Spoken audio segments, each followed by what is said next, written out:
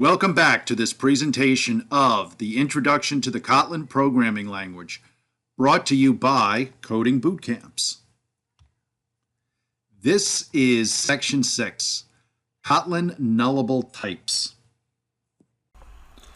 Welcome to this video on Kotlin Nullable Types.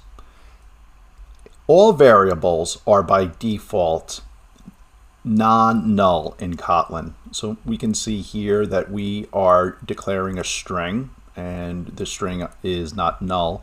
When we try to update the value of greeting from the hello world string to nullable, we are getting a compile error here.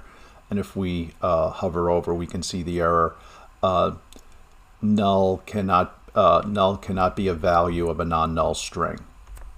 Just comment that out to remove that error.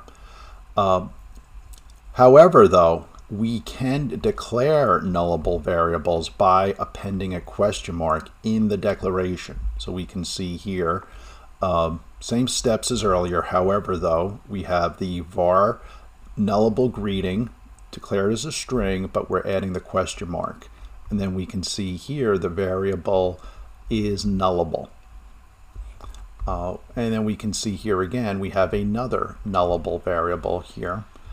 And when we come down to here and we update the value of nullable greeting to null, we can see here that this does work. So by default, all values are non-null in Kotlin, but we can explicitly declare non-nullable variables.